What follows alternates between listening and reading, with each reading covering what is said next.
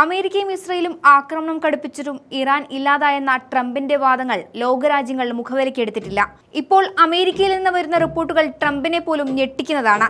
ഇറാന്റെ missile drone ആക്രമണശേഷി വലിയ അളവിൽ ബാക്കി നിൽക്കുന്നതായി US രഹസ്യാന്വേഷണ റിപ്പോർട്ടുകൾ പുറത്തുവിട്ടിരിക്കുകയാണ്.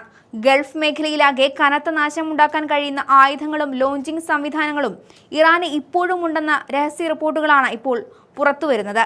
ഇപ്പോൾ റിപ്പോർട്ടുകളുടെ ഉള്ളടക്കത്തെക്കുറിച്ച് അറിവുള്ള US രഹസ്യാന്വേഷണ വൃത്തങ്ങളെ ഉദ്ധരിച്ച് അമേരിക്കൻ ചാനൽ CNN ആണ് ഇക്കാര്യം റിപ്പോർട്ട് ചെയ്യുന്നത്. യുദ്ധം അവസാനിക്കുന്നതിന് മുൻപ് ഹോർമൂസ് കടലിടുക്ക് വീണ്ടും തുറക്കുമെന്ന് ഉറപ്പു നൽകാൻ കഴിയില്ലെന്ന് അമേരിക്ക സ്വകാര്യമായി സമ്മതിക്കുന്ന സാഹചര്യത്തിലാണ് പുതിയ റിപ്പോർട്ട് വരുന്നത്.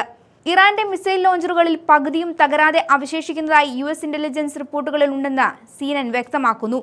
US താവളങ്ങളിലും ഇസ്രയേലിലും കനത്ത നാശമുണ്ടാക്കിയ ഇനത്തിൽപ്പെട്ട ആയിരക്കണക്കിന് ഡ്രോണുകൾ ഇറാന്റെ പക്കലുണ്ട്. ആക്രമണങ്ങളെ തുടർന്ന് ഭൂഗർഭ അറകളിൽ കുടുങ്ങിക്കിടക്കുന്നവയും പൂർണ്ണമായും നശിക്കാത്ത ലോഞ്ചറുകളും ഉൾപ്പെടുത്തിയാണ് US കണക്കുകൾ. ഇറാന്റെ ഡ്രോൺ ശേഷിയുടെ പകുതിയും ബാക്കിയുണ്ടെന്നാണ് പേര് വെളിപ്പെടുത്താത്ത 2 US ഇന്റലിജൻസ് ഉദ്യോഗസ്ഥരെ ഉദ്ധരിച്ച് CNN റിപ്പോർട്ട് ചെയ്യുന്നത്. ഇറാന്റെ തീരദേശ പ്രതിരോധ ക്രൂയിസ് മിസൈലുകളിൽ ഭൂരിഭാഗവും സുരക്ഷിതമാണ്.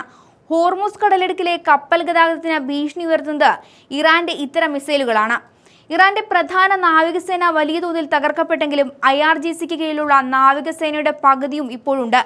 റവല്യൂഷണറി ഗാർഡ്സിന്റെ കയ്യിൽ ഇപ്പോഴും ആയിരക്കണക്കിന് ചെറിയ ബോട്ടുകളും ആളില്ലാ ജലയാനങ്ങളും ബാക്കിയുണ്ടെന്നാണ് റിപ്പോർട്ട് പറയുന്നത്. ഹോർമൂസ് കടലിടുക്കിലെ കപ്പൽ ഗതാഗതത്തെ തടസ്സപ്പെടുത്തുന്നതിൽ പ്രധാന പങ്ക് വഹിക്കുന്നത് റവല്യൂഷണറി ഗാർഡ്സിന്റെ നാവികസേനയാണ്. ഭൂഗർഭ അറകളിൽ ഒളിപ്പിച്ചതുകൊണ്ടാണ് ഇറാന്റെ മിസൈൽ ലോഞ്ചറുകൾ പൂർണ്ണമായും നശിപ്പിക്കാൻ കഴിയാത്തതെന്നാണ് US ഇന്റലിജൻസ് റിപ്പോർട്ടുകൾ വ്യക്തമാക്കുന്നത്. യുദ്ധസാധ്യത മുന്നിൽ കണ്ട് പതിറ്റാണ്ടുകളായി ഇറാൻ വിപുലമായ തുരങ്ക ശൃംഖലകളും ഗുഹകളും തയ്യാറാക്കിയിട്ടുണ്ട്.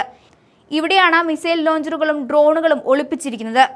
അതിനിടെ ഇറാന്റെ മിസൈലുകളും ഡ്രോണുകളും ഏതാണ്ട് പൂർണ്ണമായി തകർത്ത് സൈനിക വിജയം നേടിയെന്ന ട്രംപിന്റെയും US ഉന്നതരുടെയും അവകാശവാദങ്ങൾക്ക് വിരുദ്ധമായിരിക്കുകയാണ് ഈ രഹസ്യാന്വേഷണ റിപ്പോർട്ടുകൾ.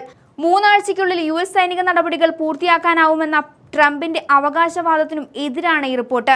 US സെൻട്രൽ കമാൻഡിന്റെ കണക്കനുസരിച്ച് ബുധനാഴ്ച വരെ ഇറാനിലെ 12,300-ലധികം ലക്ഷ്യസ്ഥാനങ്ങളിൽ അമേരിക്ക ആക്രമണം നടത്തിയിട്ടുണ്ട്. ഈ ആക്രമണങ്ങൾ ഇറാന്റെ സൈനിക ശേഷിയെ സാരമായി ബാധിച്ചിട്ടുണ്ടെന്നാണ് US വിലയിരുത്തുന്നത്. ഇറാനെ തളർത്തിയെന്ന് വാർത്ത പ്രചരിപ്പിക്കുന്നതല്ലാതെ അമേരിക്കയ്ക്ക് ഇറാനെ തോൽപ്പിക്കാനായിട്ടില്ല. ഇറാന്റെ ശക്തി ലോകരാജ്യങ്ങൾ തിരിച്ചറിയാൻ പോകുന്നേയുള്ളൂവെന്ന് ഈ റിപ്പോർട്ടുകൾ വ്യക്തമാക്കുകയാണ്.